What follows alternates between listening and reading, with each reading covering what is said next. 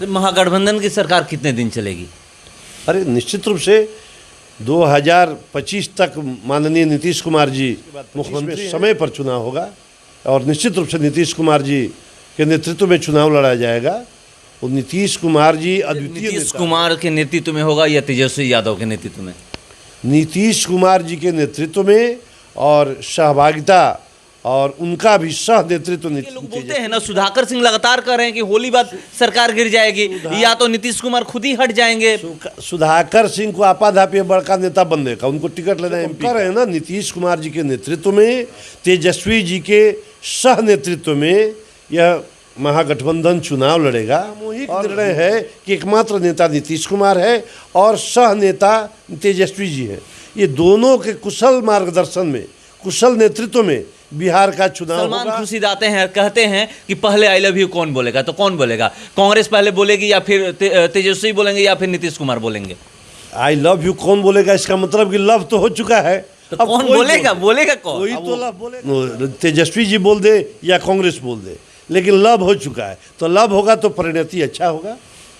नहीं बोलने पर भी निश्चित रूप से यहाँ प्यार भरी बातें हो गई, दिल में कुछ और हो, दिल में कुछ और हो, अगर हम इजहार नहीं करते हैं तो वहां पे तो ऐसे ही हो जाता है कि हाँ बिना लोग बात करते हैं। बिहार में कि जितने भी मजदूर हैं, बहुत सारे ऐसे मजदूर हैं कि प्रवासी बने हुए हैं, उनका पलायन हो रहा है, कहीं दूसरे राज्यों में जाते हैं और उनके साथ वो घटना घट रही है, मारपीट की घटना घट रही है। अभी एक तमिलनाडु से खबर आ रही है कि वहाँ पे जो दिहाड़ी मजदूरी करने वाले मजदूर हैं उनको मारा काटा पीटा जा रहा है और यहाँ पर मुख्यमंत्री नीतीश कुमार कुछ बोल ही नहीं रहे हैं।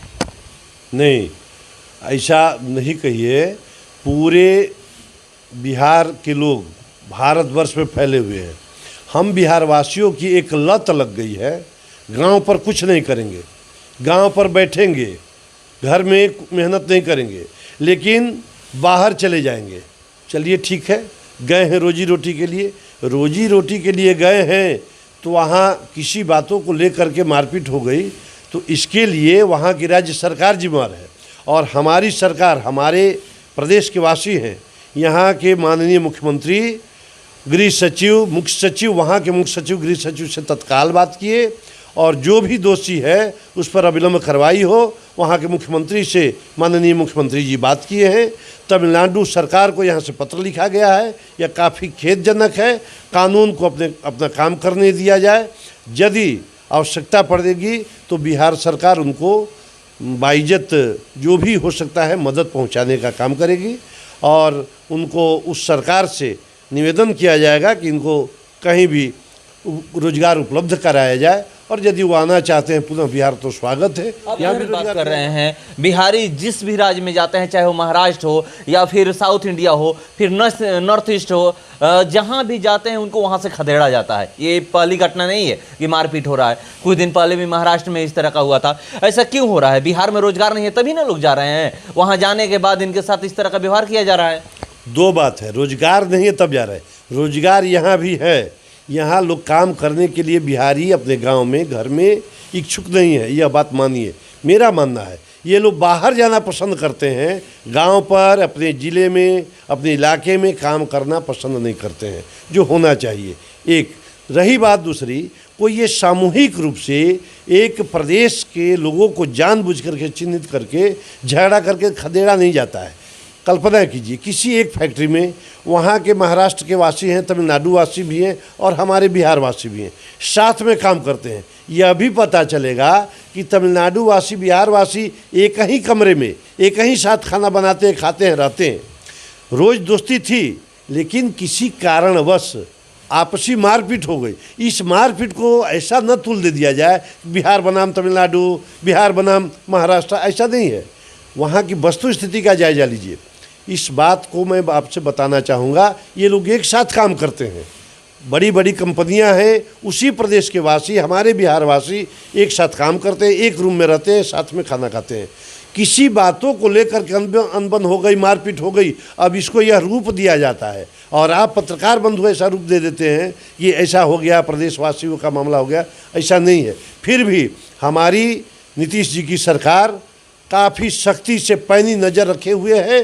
कहीं भी बिहार के मजदूरों को कोई परेशानी होगी, हमारे बिहार सरकार के कर्मचारी पदाधिकारी वहाँ पहुँचेंगे, हर संभव मदद किया जाएगा। हर संभव मदद किया जाएगा। और अभी जो स्थिति है वो आप भली भांति जानते हैं, देखे भी होंगे, एक अखबार में हिंदुस्तान में आज ही छापा गया है कि वहाँ पर ये घटना 50 लोग घायल हुए, मगर इसकी पुष्टि नहीं की जा रही है कि मगर उसके बावजूद भी बाकायदा तस्वीर के साथ छापा गया है कि 50 लोग घायल हुए हैं, 2 लोगों की मौत हुई है। और पूरे अलग अलग जिलों से लोग जाते हैं वहाँ पे, तमिलनाडु में ही नहीं जाते हैं, अलग अलग जगहों पे जाते हैं।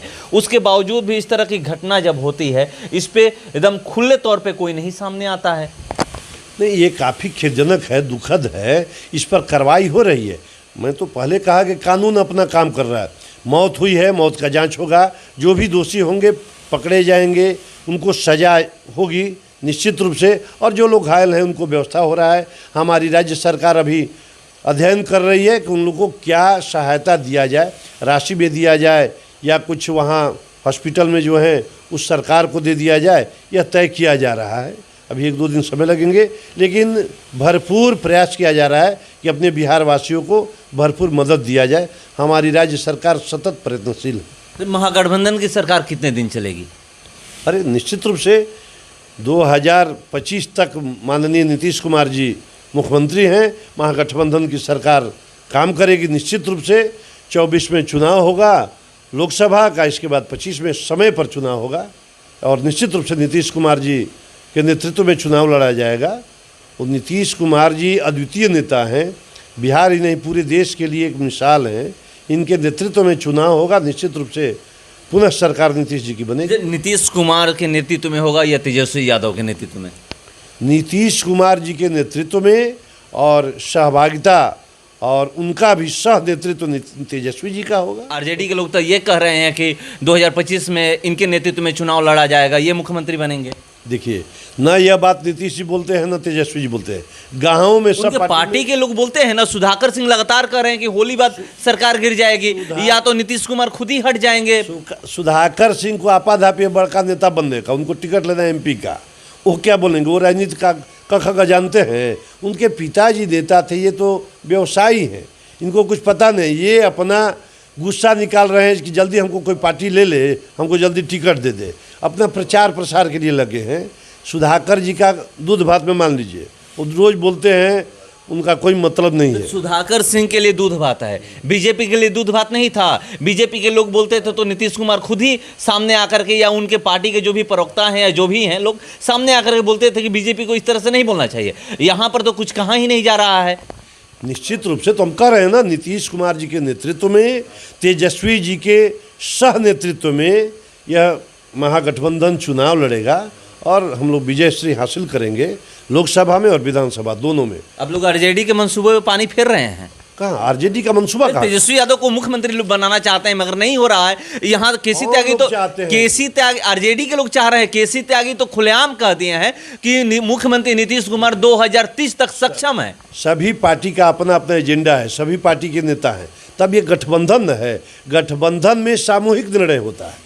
गठबंधन में कांग्रेस है, राजद है, जदयू है, माले है, यह सभी पार्टी का अपना अपना नेतृत्व हुआ, लेकिन सामूहिक निर्णय है कि एकमात्र नेता नीतीश कुमार है और सह नेता तेजस्वी जी हैं।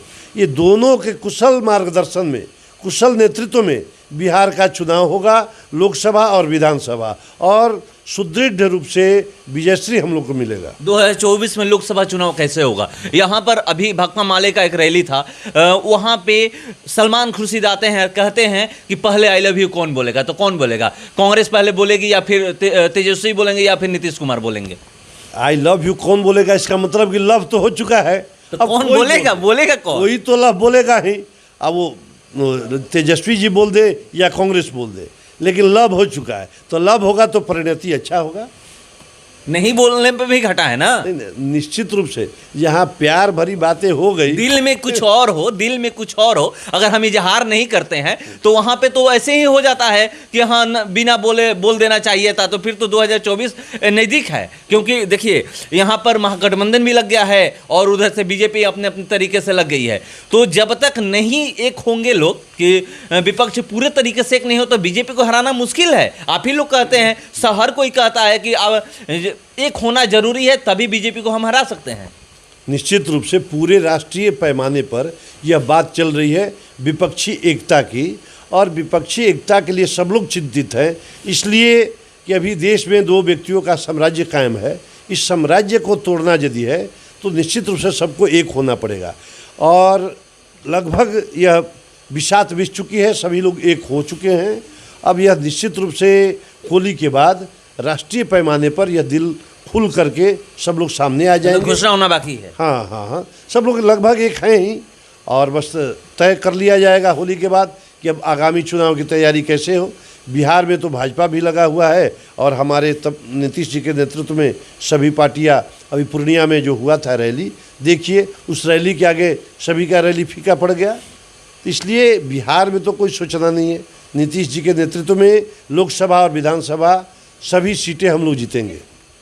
हाँ, तो इन्होंने कहा कि मुख्यमंत्री नीतीश कुमार के नेतृत्व में लोकसभा और विधानसभा की सभी सीटें जीतेंगे। चलिए हम लोग इंतजार करते हैं, मगर आई लव यू का चक्कर भी फंसा हुआ कि पहले बोलेगा कौन। चलिए हम लोग इंतजार करते हैं कि कौन बोलता है। और होली बाद भी, होली नज़दीक है, 8 तारीख को होली है, उसके बाद ये कह रहे हैं कि घोषणा हो जाएगा कि कैसे चुनाव लड़ा जाएगा, कौन कौन पार्टियां बिहार और पूरे देश में विपक्ष कैसे एक हो रहा है। फिलहाल इस खबर में इतना ही। बने रहिए हमारे साथ। नमस्कार।